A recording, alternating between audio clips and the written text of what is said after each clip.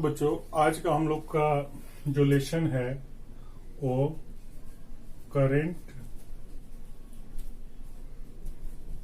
Electricity है। Current electricity तो काफी ये जो चैप्टर है वो काफी फंडामेंटल चैप्टर है फिजिक्स का, जिसमें बेसिकली जो है आपको हर चीज जो सीनियर क्लासेस में और इलेक्ट्रिसिटी से रिलेटेड जितने भी टॉपिक्स आपके होंगे फ्यूचर में, उन लोग के लिए काफी बेसिक नॉलेज यहाँ प्रोवाइड कराया जाता है इस चैप्टर में। और इस चैप्टर में हम लोग देखते हैं बेसिकली कि जो हमारी करंट क्या है और इलेक्ट्रिसिटी क्या है। हम लोग देखते हैं कि current, what do you mean by current, what do you mean by electricity. देखिए, किसी भी चैप्टर का जो नेमिंग होता है ना, काफी इंपॉर्टेंट होता है और उसमें काफी कंसेप्ट छुपे हुए होते हैं। तो इसलिए उसके जो चैप्टर्स होते हैं उसके नेमिंग पे हम लोग थोड़ा बहुत बात करते हैं। तो देखिए, करंट का मतलब क्या होता है। करंट मतलब एक बहाव होता है। क्या होता है? बहाव, धारा। जैसे कि आप लोग बात करते हैं ना वाटर करंट, तो वाटर करंट माने वाटर करंट जो हुआ यानी कि पानी का बहाव। तो पानी का बहाव धारा कहाँ मिलेगी? तो धारा ऑब्वियस है कि किसी रिवर में जाइएगा तो मिलेगी। जब भी किसी पॉन्ड्स में जाइएगा तो उसमें पानी धारा मौजूद नहीं होता है। दैट विल बी जो वाटर रहता है जो एक ही जगह पे पड़ा हुआ रहता है। बट जैसे ही आप किसी रिवर में जाइएगा तो पानी का बहाव होता है, धारा होता है। और दूसरी जो वर्डिंग है वो हमारी है इलेक्ट्रिसिटी। तो इलेक्ट्रिसिटी को आप देखिएगा तो एक तरीका से होगा कि इलेक्ट्रॉन प्लस सिटी, शहर। तो शहर का मतलब क्या हुआ कि बहुत सारा जो शहर में बहुत सारे जो मकान एक साथ हो, बहुत डेवलप्ड हो। तो इलेक्ट्रॉन का सिटी माने कहने का मीनिंग है कि इलेक्ट्रॉन वहां बहुत संख्या में मौजूद हो। और जो इलेक्ट्रॉन, देखिए इसकी शाब्दिक मीनिंग समझिएगा कि इलेक्ट्रॉन जहां बहुत ज्यादा मौजूद हो और जो मौजूद हो किसके रूप में चल रहा हो, एक धारा के रूप में चल रहा हो। एक धारा के रूप में जो इलेक्ट्रॉन्स हैं वो वहां पे खड़ा नहीं हो, बट क्या हो, एक धारा के रूप में, जैसे पानी की धारा बहती वैसे धारा के रूप में चलते रहता हो, करंट के रूप में हो। तब इस पूरी चीज को कंबाइंडली हम लोग बोलते हैं करंट इलेक्ट्रिसिटी। तो फ्लो ऑफ चार्ज, जैसे इलेक्ट्रॉन क्या होता है कि आपके चार्ज को क्रिएट करता है, तो उसको हम लोग क्या बोलते हैं कि वहां पे चार्ज है। तो चार्ज अगर है तो या तो पॉजिटिवली चार्ज है या तो निगेटिवली चार्ज है। चार्ज एक मान लीजिए मैटर का एक फंडामेंटल प्रॉपर्टी है। तो उस कंडीशन में हम लोग ये देखते हैं कि जो चार्ज क्रिएट होता है तो वो किस तरीका से चार्ज क्रिएट होता है। तो आप ध्यान दीजिएगा कि चार्ज जो होता है दो फॉर्म में होता है। एक तो स्टैटिक चार्ज होता है, यानी कि चार्ज जो है वो कहीं मूव नहीं करेगा। और दूसरी जो होती है वो चार्ज जो होती है वो क्या करने लगती है, फ्लो करने लगती है, उसकी मूवमेंट होने लगती है। तो उसको हम लोग कहते हैं करंट इलेक्ट्रिसिटी। तो फिजिक्स का ब्रांच में दो चीज आपको समझ में आएगा। एक हमारा होता है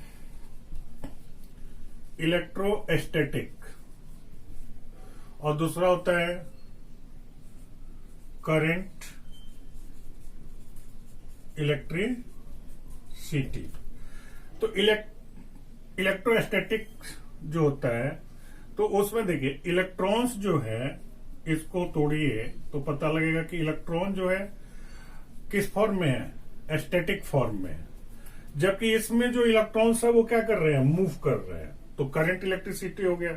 एग्जाम्पल्स के तौर पे देखिए, जैसे कि हम लोग क्या करते हैं बचपन में ऐसे ऐसे बाल पे पेन आप रगड़ते हो और छोटे छोटे कागज के टुकड़े को तोड़ के फिर उसको क्या करते हो, लेके जाते हो। तो उस कंडीशन में क्या हो जाता है, उस टुकड़े को अपने तरफ क्या करता है, अट्रैक्ट करता है। तो जब अट्रैक्ट करता है लेकिन वो मूव नहीं कर पाता। तो जब मूव नहीं कर पाता है तो उसको हम लोग कहाँ पढ़ते हैं, उसको पढ़ते हैं इलेक्ट्रोस्टैटिक्स में।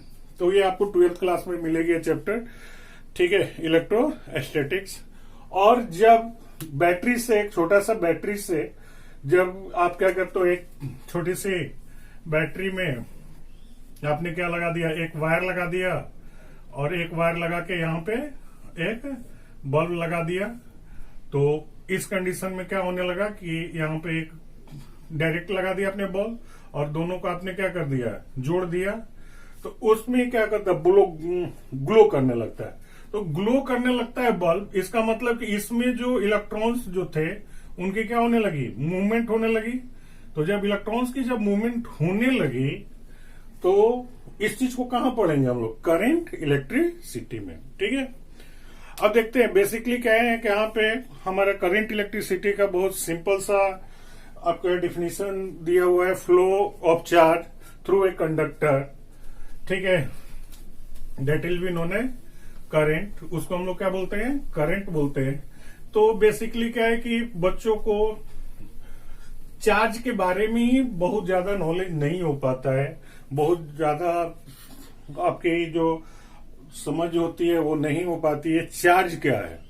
तो हम लोग बहुत सिंपल सा बोलते हैं कि चार्ज जो है वो इलेक्ट्रॉन्स जो होते हैं उसी को चार्ज हम कहते हैं। हम भी वही कहेंगे कि इलेक्ट्रॉन्स को ही क्या कहते हैं, चार्ज कहते हैं। तो हम लोग ये देखते हैं ना कि चार्ज क्रिएट कैसे होता है। आज के चैप्टर बेसिकली हम लोग चार्ज पे ही बात करेंगे कि चार्ज की क्रिएशन कैसे होती है। तो थोड़ा सा आप क्या करो कि आपको चले जाना पड़ेगा थोड़ा सा केमिस्ट्री में भी, जो फंडामेंटल केमिस्ट्री 9th क्लास में आपने देखा था कि अगर आप मान लीजिए कि सोडियम को लेते हो, सोडियम, तो इसके इलेक्ट्रॉनिक कॉन्फ़िगरेशन 281।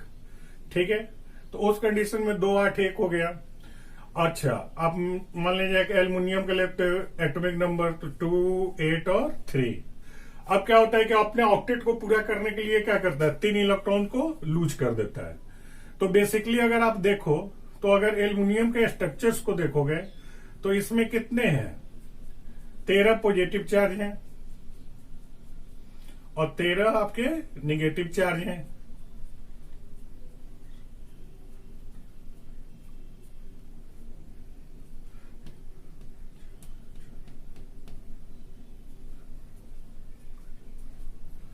ठीक है, तो ये एल्युमिनियम जो एटम है वो मेरा न्यूट्रल है।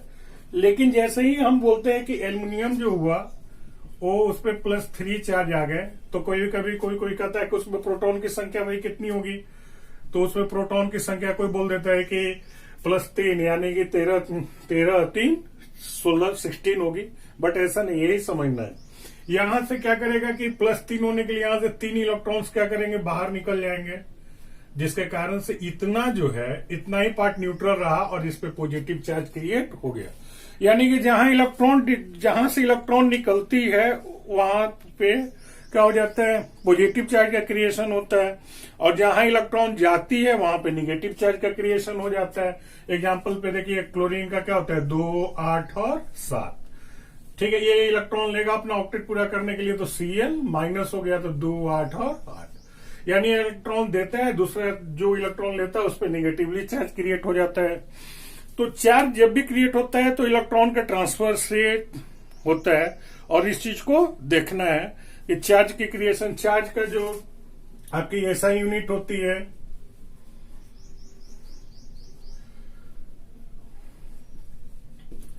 वो आपका क्या होता है, कूलम्ब होता है,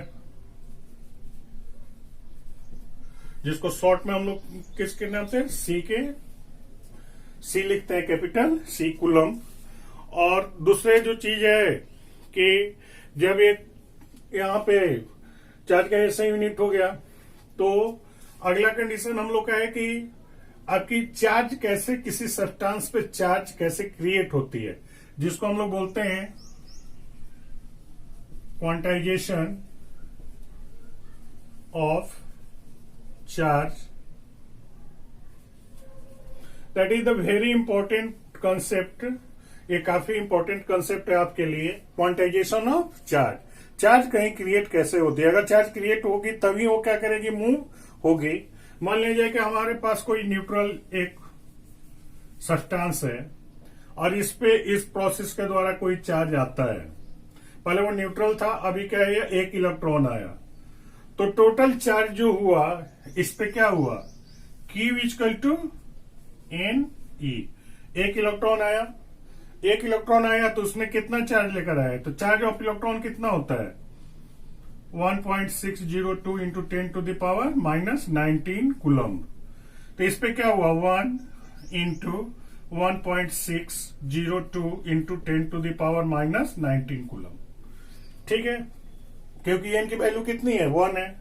अगर ऐसे ऐसे करके इस पे कितना चार्ज आ गया, अगर आप ये देखो कि इस पे टोटल चार्ज हमारे 1 2 3 4 5 6 9 और 10 आ गए। अब इसके पास कौन कितने चार्ज आएगी, Q equal to 10 into 1.602 into 10 to the power minus 19। अब कितना हो गया, आप इस पे चार्ज कितना हो गया कूलम्ब। ठीक है, तो इस चीज को आप ये देख लियो कि 1.602 into 10 to the power minus 18 coulomb charge create हो गया। तो ये इसी को बोलते हैं क्वांटाइजेशन ऑफ चार्ज।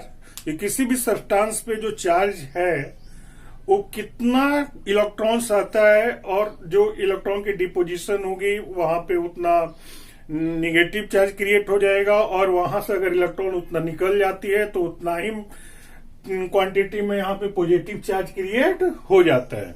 लेकिन बेसिकली जब हम लोग इसके आगे जब देखेंगे तो हम लोग का यही Q इक्वल टू एनी जो है वो बेसिक फॉर्मूला है। अब हम लोग को एक होता है कि आप लोग को कभी कभी ये पूछा जाता है कि भाई एक कूलम्ब चार्ज में कितने इलेक्ट्रॉन्स जो होते हैं वो मौजूद होते हैं, एक कूलम्ब चार्ज में कितने इलेक्ट्रॉन्स मौजूद होते हैं। तो सीधे आप फंडामेंटली याद कर लेते हैं 6.025 इंटू 10 टू द पावर 18। नहीं, आप ऐसे करो, एक क्वेश्चन है कि calculate the number of electrons present in 1 coulomb of charge. तो हमारा क्या है Q इक्वल टू क्या है Ne। तो N इक्वल टू क्या हो जाएगा Q बाई E।